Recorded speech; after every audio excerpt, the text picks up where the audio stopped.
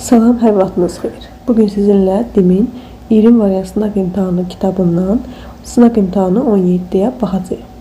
Bildiyimiz kimi biz DİM-in 20 variant sınaq imtahanı kitabından 9 sinif üçün nəzərdə tutulmuş test nümunələrinə baxırıq və artıq sınaq imtahanı 17-dəyik. Geridə qalan 16 sınaq da kanalda yerləşdirilib.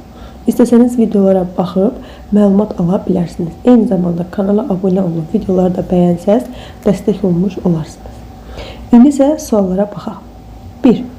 Səd sözünə hansı şəkildə artırılsa, samitlərdən biri yazılmaz. Biz bilirik ki, sonu eyni cinsli qoşa samitlə bitən sözlərə samitlə başlanan şəkildə artırdıqda qoşa samitlərdən biri düşür, saitlə başlanan şəkildə artırdıqda isə heç bir dəyişiklik baş vermir. Burada da deyir ki, yazılmaz, yəni burada dəyişiklik baş verməlidir və burada samitlə başlanan şəkilçini gördük, lər şəkilçisi, cavab da olur A bəndi. Burada tələffüz bu şəkildə olur. Sədlər. 2. Müxtəlif nitqçilərinə aid homonimləri müəyyən edin. Tər. Tər sözü bir müxtəlif nitqçilərinə aid homonimdir. Biri var tər, insanın bədənindən ifraz olunan su. Bir də var tər, təzə tər, tər göyərti mənasında sifət kimi işlənir. Ona görə biri götürürük. 2. Çən. Çən sözünün hər iki mənası isimdir. Duman, çən, bir də su doldurulan qab. Hər ikisi isimdir. Ona görə ikiləri çıxırıq. Bizdən müxtəlif nitqçilərinə aid olanları soruşur. Aş. Biri var aş, yemək mənasında, bir də var aşmaq feili. Ona görə biri isim, biri feil olduğu üçün götürürük. Yarı. Biri var yarı, yarı yəni təm, yarı. Almanın məsələn yarısı. Bir də var yarımaq feili. Ona görə 4-də götürürük. Cavab oldu E bəndi. 3. Biri cəm şəkilçisi qəbul edə bilmir. Daha doğrusu qəbul edə bilir.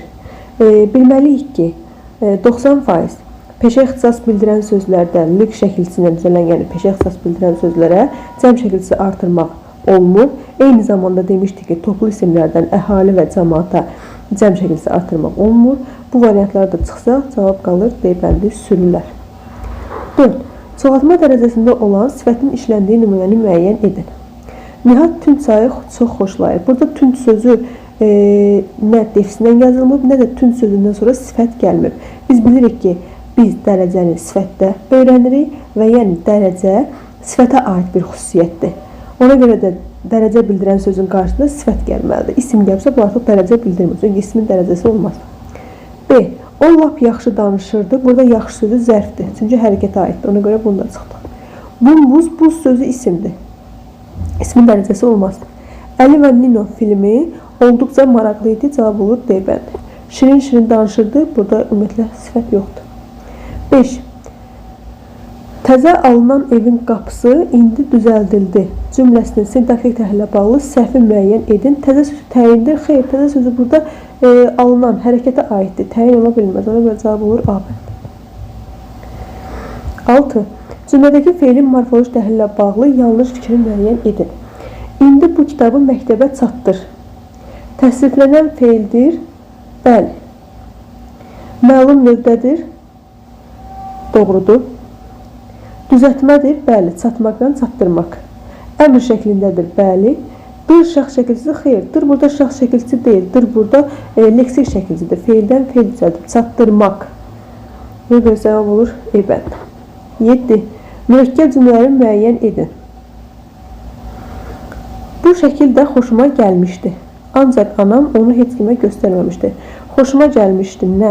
Şəkil. Göstərməmişdi kim? Anam. 2 müddədə 2 xəbər varsa mürəkkəbdir. Biriləri saxlayırıq, digərlərini çıxırıq. Ocaq yandıqca ətrafa xoş istilik yayılır, yavaş-yavaş isinirdik. Bu mürəkkəb cümlədir. İclasda müəllimlər, tələbələr, valideynlər iştirak edirdilər. Bu sadə cümlədir. Payız gəldi, havalar soyudu, cəmaat biçinə başladı.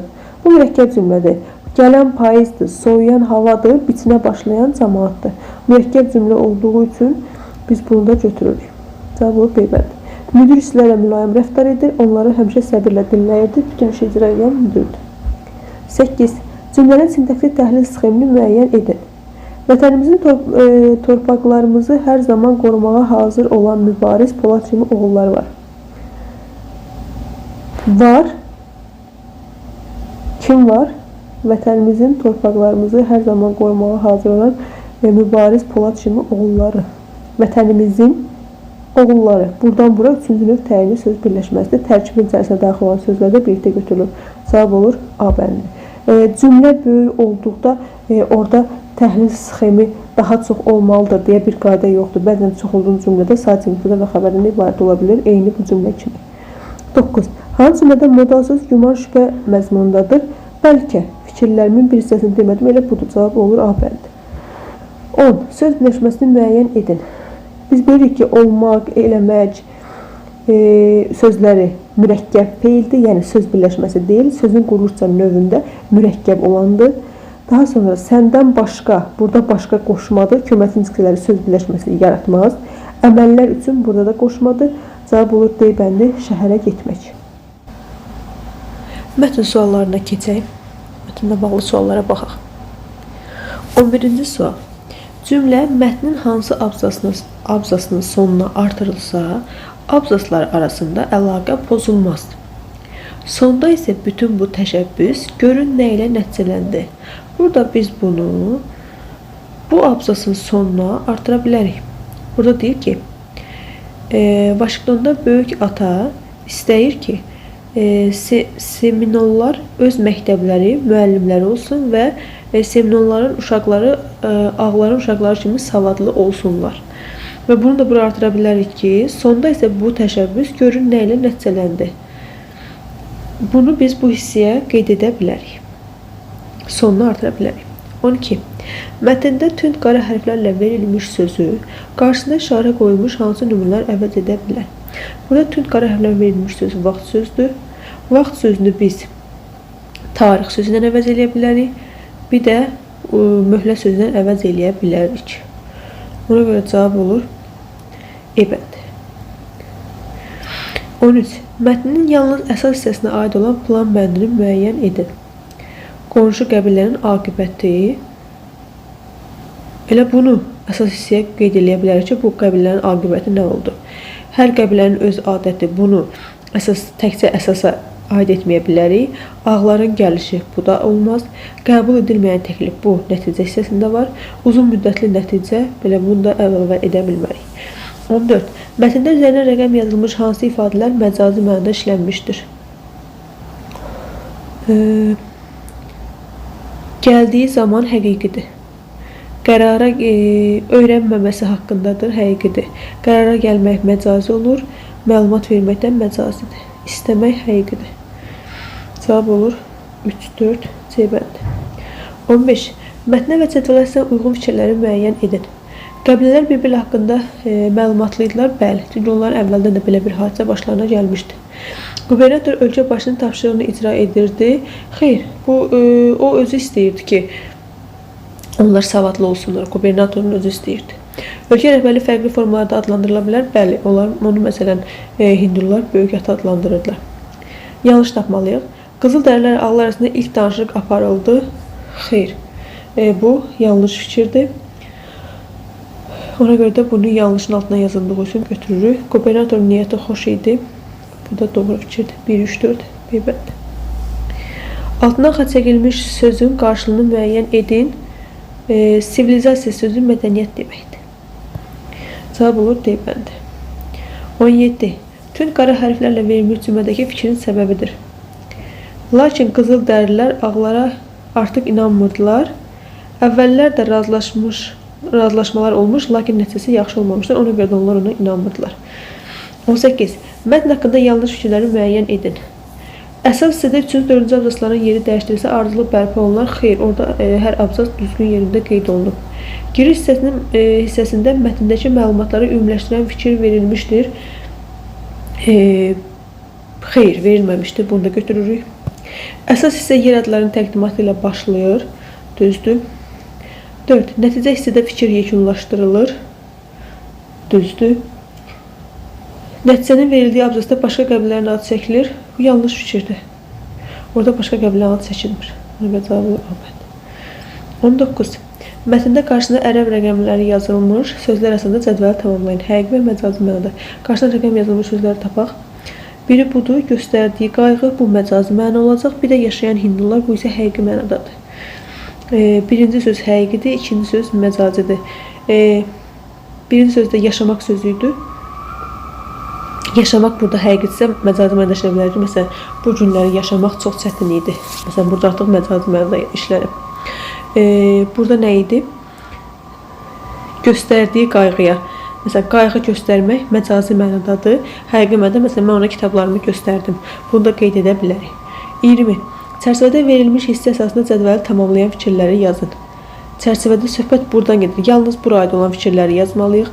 Biz bura aid olanlardan ağlar və qızıldərilər haqqında fikirləri yaza bilərik. Məsələn, ağlar haqqında yaza bilərik ki, həmin bu abzasa əsasən sözlərində dürüst deyildilər. Daha sonra etibarlarını itirmişdilər. Bunları bura qeyd edə bilərik. Qızıldərilər saf idilər. Məsələn, o abzasa əsasən yaza bilərik. Onlar saf idilər, sadəlövlük edirdilər. Bunları da bura qeyd edə bilərik. Keçək digər mətnə, azadlıq heykəli. Mətn haqqında suallara baxaq. 21. Mətn haqqında verilmiş fikirlərdən yanlış olanları müəyyən edin.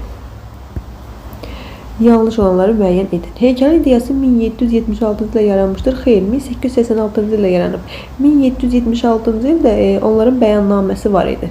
Onun tarixidir, elan olunma tarixi. Ona görə yanlış deyildi, biri götürdük. Grover Cleveland heykəlin hazırlamasına qarşılamışdı. Xeyr, o prezident idi və o hətta asılışda iştirak eləmişdi. İkini də götürdük, səhvdir. Azadlıq abidəsi hədiyyə adlanıla bilər. Bəli, Fransa memarından, Fransa xalqı adından ABŞ hədiyyə idi. 3 düzdür, 3-ləri çıxırıq. Heykəlin üzərində qanunların yazıldığı lövhə vardır. Bəli, bəyannamə orada var. Joseph Pulitzer heykəli ilk dəfə layihələnən şəxslərdən. Xeyr, o onun maliyyələşməsi üçün kampaniya başlanan adamdır. Ona görə səhvdir. 1, 2, 5 C bəndi. 22. Hansı suala mətndə cavab vermək olmaz? Mətn əsasında cavab vermək olmaz. Sendi qasırğasının abidəyə hansı ziyanları olmuşdur? Burada deyilir, Sendi qasırğasından sonra abidə bağlanır ziyarətçilər üçün. Amma abidəyə hansı zərəri ziyanı dəydiyini isə bilmirik. 20.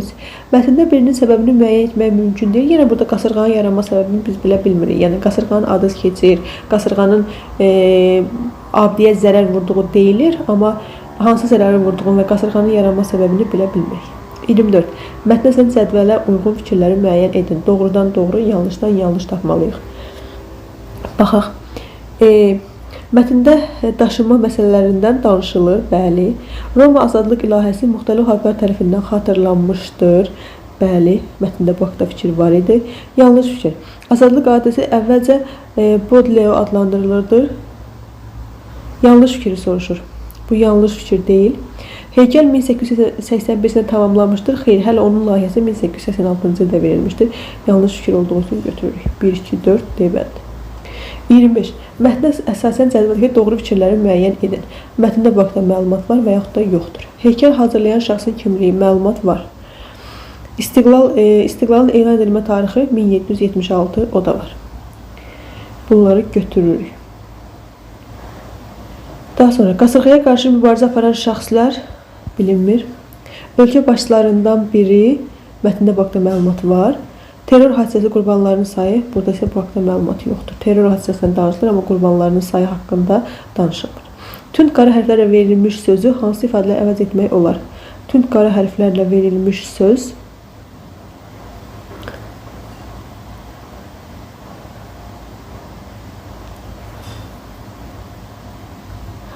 baxaq.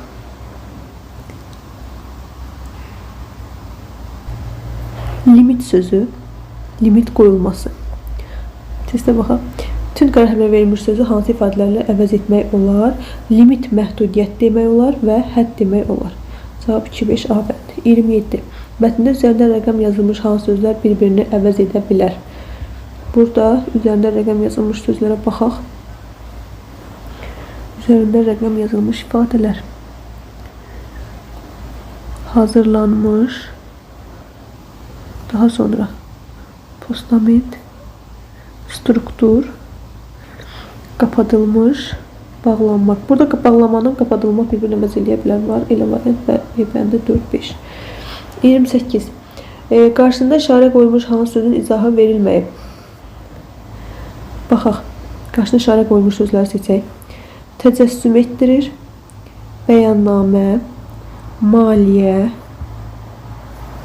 iyanə, kampaniya. Yeni sözlərə baxaq. Bir şeyin canlanması, əks olunması. Təcəssüm etdirmək. Bunu götürə bilərik. Qarşısında qoyulan işarə bu işarə idi. Xalqa xitabən yazılmış müraciət bəyannamə idi. Qarşısında qoyulmuş işarə. Qarşısında qoyulmuş üçbucaq işarəsi. Pul vəsaiti, maliyyə. Qarşısında qoyulmuş işarə. Daha sonra digər sözlərə baxaq. Kampaniya, bir də iyanə. Bir xeyir üçün toplanan pul. Xeyir üçün toplanan pul. Burada bu iyanə olacaq. Burada isə D bəndində cavab qarşılıq yoxdur. Üçbucaq qarşısında üçbucaq qoyulmuş söz hansı söz idi? Kampaniya, o yoxdur. 29.